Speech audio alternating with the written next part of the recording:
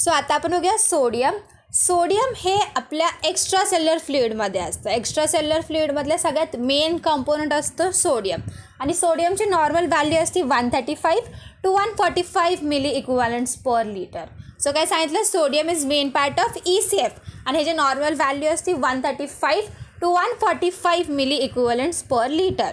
मग आता हे जे सोडियम आहे त्याचं फंक्शन काय आपल्या बॉडीमध्ये? सगळ्यात मेन तर आपल्या बॉडीचा जो फ्लुइड बॅलन्स आहे तो सगळा मेंटेन राहतो बिकॉज ऑफ सोडियम. कारण ते आपल्या सेल्समधलं आणि सेल्सच्या बाहेरचं सगळीकडचं वॉटर कंट्रोलमध्ये ठेवतं आहे. मग असंच हे वॉटर कंट्रोलमध्ये ठेवून आपलं BP पण रेग्युलेट करतं. नेक्स्ट हे नर्व इम्पल्सच्या ट्रान्समिशनमध्ये हेल्प करतं, जस्ट लाईक कॅल्शियम आणि मसल कॉन्ट्रॅक्शन. मसल कॉन्ट्रॅक्शन पण कॅल्शियम करत होतं. हे दोन्ही गोष्टी सेम लिहायच्या दोन्हीकडे. काय काय? नर्व इम्पल्स ट्रान्समिशन आणि मसल कॉन्ट्रॅक्शन. ते सोडून अजून काय करतं आहे sodium? It maintains the fluid balance आणि BP रेग्युलेट करतं. आता आपण बघूया हायपोनॅट्रेमिया. हायपोनॅट्रेमिया म्हणजेच काय की आपण सांगितले की नॉर्मल व्हॅल्यू पाहिजे 135 ते 145, पण यापेक्षा जर कमी झालं तर आपण म्हणतो हायपोनॅट्रेमिया. म्हणजेच आपल्या एक्स्ट्रा सेल्युलर फ्लुइडमध्ये सोडियम कमी होणे. आपण सांगितलेलं की एक्स्ट्रा सेल्युलर फ्लुइडमध्ये असतं, म्हणजे सेल्सच्या बाहेर जे इंटरस्टिशियल फ्लुइड आहे आणि जे आपलं प्लाझ्मा आहे त्यामध्ये असतं हे सोडियम. सो तिथे जर हे कमी झालं ह्याला आपण म्हणतो हायपोनॅट्रेमिया. आता हे कमी कसं होऊ शकतं? ह्याचे 2 टाईप्स पडतात की जर ह्याचं अमाऊंट कमी झालं तर हे कमी होईल, किंवा वॉटर खूप जास्त वाढलं तर मग हे नेहमी रेशोमध्ये असतात ना. जर पाणी खूप वाढलं तर सोडियम कम्पॅरेटिव्हली आपल्याला कमीच वाटेल. फॉर एक्झाम्पल आता 2 मुलं आहेत समोर, ठीक आहे, त्यातला 1 आणि 2. जो 2 आहे तो जर खूपच अचानक लंबा झाला, त्याच्यामध्ये स्पेशल पॉवर आली, तो एकदम मोठा झाला, म्हणजे आपल्या 10 टाईम्स मोठा झाला, तर त्याच्यासमोर जो 1 वाला आहे तो छोटाच वाटणार ना. हे होती आपली second case, that is dilution hyponatremia. यामध्ये पाणी खूप वाढते त्यामुळे सोडियम कमी होतं आहे, आपल्याला कमीच वाटणार मग सोडियम. आणि सेकंड केसमध्ये काय सांगितलं, ठीक आहे दोन्ही सेम साईजचे आहेत, पण जो 1 वाला आहे त्याच्यात कोणीतरी पॉवर टाकली की त्याला कोणतरी कमी कमी कमी करत जाते.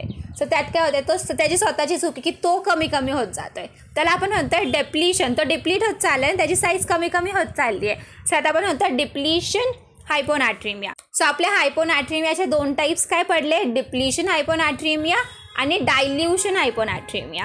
आता एक एक करून बघूया. डिप्लीशन म्हणजे काय की ते सोडियम कमी होते. सोडियम कशामुळे कमी होऊ शकतं? डायुरेटिक्समुळे. आता डायुरेटिक्स सारखं वापरून डायुरेटिक्स काय करतं आपल्याला माहिती आहे. त्याचा कॉन्सेप्ट काय आहे? जिथे सोडियम जाईल लगेच त्याच्या मागे मागे वॉटर जातं. सो डायुरेटिक्स काय करणार? सोडियम बाहेर काढणार, त्यासोबत वॉटर पण बाहेर निघेल. जर असं करून करून खूपच सोडियम बाहेर निघलं, म्हणजे आपल्या नॉर्मल व्हॅल्यूच्या खाली गेलं, तर होणार ना हायपोनॅट्रेमिया. सो फर्स्ट सांगितलं डायुरेसिसमुळे होऊ शकतं डिप्लेशन हायपोनॅट्रेमिया.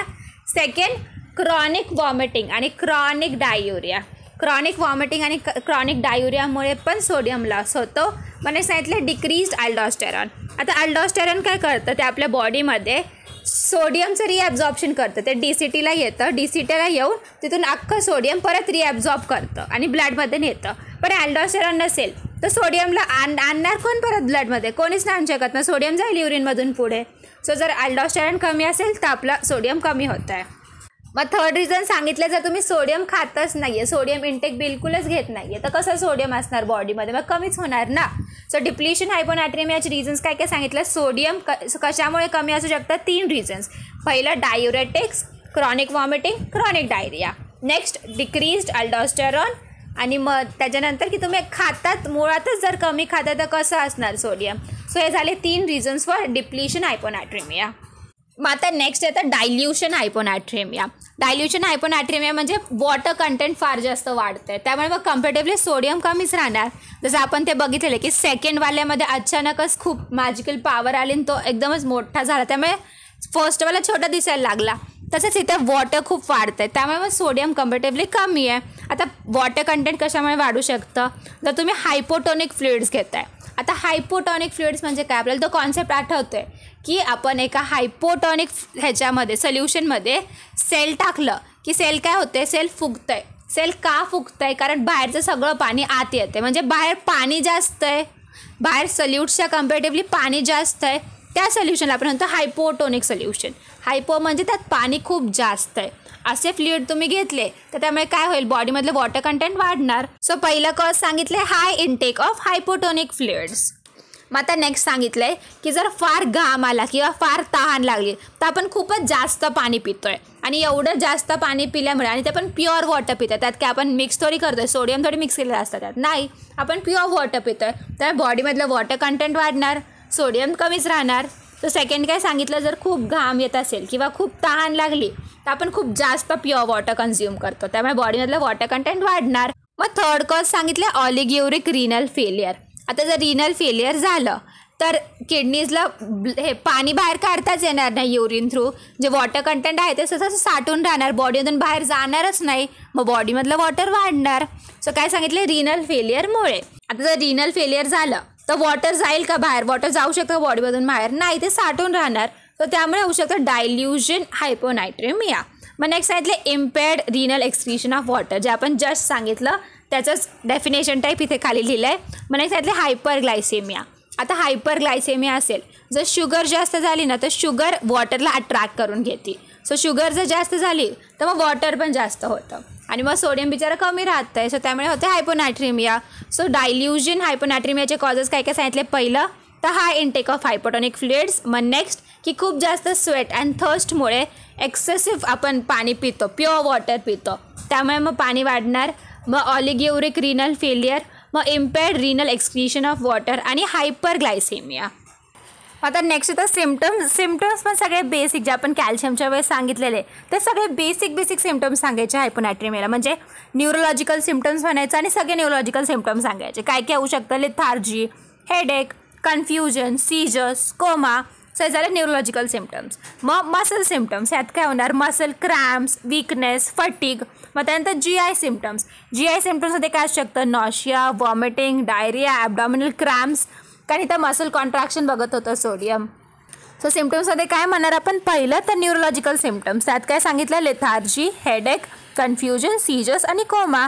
मग मसल सिम्टम्समध्ये काय सांगणार, muscle cramps, weakness, fatigue. GI सिम्टम्समध्ये काय सांगणार, नॉशिया, वॉमिटिंग, डायरिया आणि ॲबडॉमिनल क्रॅम्प्स. मग ट्रीटमेंटमध्ये आपण काय करणार, पहिलं सांगायचं की पाणी जरा कमी प्या, कारण पाणी वाढलं आहे म्हणून सोडियम कमी झालं आहे, सो त्यामुळे पाणी जरा कमी प्या आणि 3% हायपरटॉनिक सलाईन द्यायचं. आता हायपरटॉनिक सलाईन म्हणजे काय, हायपर म्हणजे कमी, म्हणजे यामध्ये वॉटर कंटेंट कमी असणार, सल्यूट्स जास्त असणार, सो असं सलाईन द्यायचं.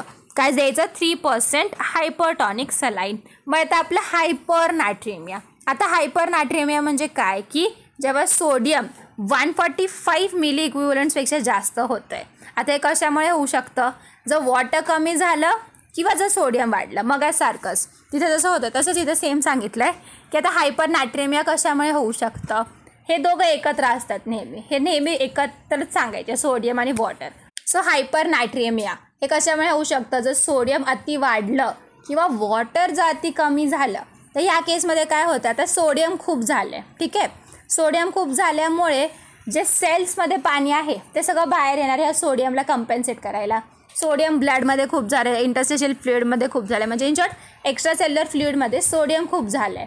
आता त्याला नॉर्मल करायला तेवढंच पाणी पाहिजे आपल्याला, सो पाणी कुठे, सेल्समध्ये, सो सेल्समधून सगळं पाणी बाहेर येणार आणि त्यामुळे सेल्स डिहायड्रेट होणार, म्हणजे जे वॉटर आहे it moves from intracellular fluid to extra cellular fluid, कारण ते Na कॉन्सन्ट्रेशन बॅलन्स करायचं आहे त्याला, आणि त्या नादात सेल्स डिहायड्रेट होतात, सो इथे सगळे डिहायड्रेशन दिसतं आपल्याला. हायपरनायट्रेमिया झालं की त्या हायपरनायट्रेमिया कंपेन्सेट करण्यासाठी सगळं सेल्समधलं पाणी येतं ब्लडमध्ये, त्यामुळे सेल्समध्ये डिहायड्रेशन होतं. आता कॉजेस काय काय, कशामुळे सोडियम वाढू शकतं किंवा पाणी कमी होऊ शकतं, जर हायपरटॉनिक IV सोल्युशन वापरलं. हायपरटॉनिक म्हणजे काय, की त्यात पाणी कमी आणि सल्यूट्स जास्त आहेत, सोल्युशन कमी आहे, सल्यूटचं कॉन्सन्ट्रेशन कमी आहे आणि त्यामधलं जे सल्यूट्स आहेत त्याचं कॉन्सन्ट्रेशन जास्त आहे, पाणी कमी आहे. सो असं जर वापरलं तर सल्यूट्स वाढणार, Na वाढणार ऑब्व्हियसली आणि पाणी कमी असणार. मग next over secretion of aldosterone. आपण बघितलेलं अल्डोस्टेरॉन काय करतं आहे, सोडियमचं रिॲब्झॉर्प्शन करतं आहे, DCTला जाऊन वर्क करते, DCTमध्ये जाते आणि तिथून सगळं सोडियम रिॲब्झॉर्ब करते आणि ब्लडमध्ये आणते. जर अति अल्डोस्टेरॉन असेल ते खूप जास्त सोडियम रिॲब्झॉर्ब करेल, त्यामुळे ब्लडमधलं सोडियम फारच जास्त वाढेल. मग आता नेक्स्ट सांगितलं लॉस ऑफ प्युअर वॉटर. आता वॉटर कमी होतं आहे त्यामुळे पण सोडियम वाढतं आहे ना. आता वॉटर कमी कशामुळे होऊ शकतं, डायबिटीजमध्ये पॉलियुरिया असतं त्यामुळे पण वॉटर चालले ना कंटिन्युअसली बाहेर. मग असंच जर खूप दिवस खूप टाईमपर्यंत स्वेटिंग होत राहिलं तर त्या स्वेटिंगमुळे पण वॉटर लॉस होणार. मग असंच रेस्पिरेटरी इन्फेक्शन झालं काय तर त्या रेस्पिरेटरी इन्फेक्शनमुळे वॉटर वेपर्सचा लॉस होणार. सो असं पण वॉटर जाणार. सो काय काय सांगितलं की वॉटर लॉस कशामुळे होऊ शकतो, डायबिटीजमध्ये पॉलियुरिया, मग लॉंग टर्म स्वेटिंग झालं तर वॉटर लॉस होणार, रेस्पिरेटरी इन्फेक्शनमध्ये वॉटर वेपर्सचा लॉस होतो. ह्या सगळ्या नादात पाणी कमी होतं आणि सोडियम वाढतं आहे. ऑल्सो जर तुम्ही पाणी कमी पिताय, if you are doing insufficient water intake, यामुळे पण पाणी कमी होणार आणि सोडियम वाढणार. आता त्यात सिम्पटम्स काय दिसणार, डिहायड्रेशन झालं आहे, सगळं सेल्समधलं पाणी गेलं आहे ब्लडमध्ये. सो सिम्पटम्स काय दिसणार, थर्स्ट, लिथार्जी आणि न्यूरोलॉजिकल फंक्शन्स काय दिसणार, कारण जे ब्रेन सेल्स आहेत त्यांच्यातलं पण पाणी बाहेर येणार, ते पण डिहायड्रेट होणार, त्यामुळे ते न्यूरोलॉजिकल डिस्फंक्शन दिसणार. आणि नेक्स्ट सांगितलं डिक्रीज्ड वॅस्क्युलर व्हॉल्यूम. ऑब्व्हियसली आता पाणी नाही आहे तर व्हॉल्यूम राहणार का ब्लड वेसल्समध्ये, तेवढं नाही. So decreased vascular volume. मग ट्रीटमेंट काय करणार, यासाठी आपण isotonic salt free IV fluid द्यायचं. असं फ्लुइड ज्यामध्ये सॉल्ट नसेल, कारण ते सॉल्टच वाढलं आहे, NH वाढलं आहे, सो ते नसेल असं IV फ्लुइड द्यायचं आणि ओरल सोल्युशन्स घ्यायला सांगायचे. सो हे झालं आपलं सोडियम, हायपोनायट्रेमिया, हायपरनायट्रेमिया.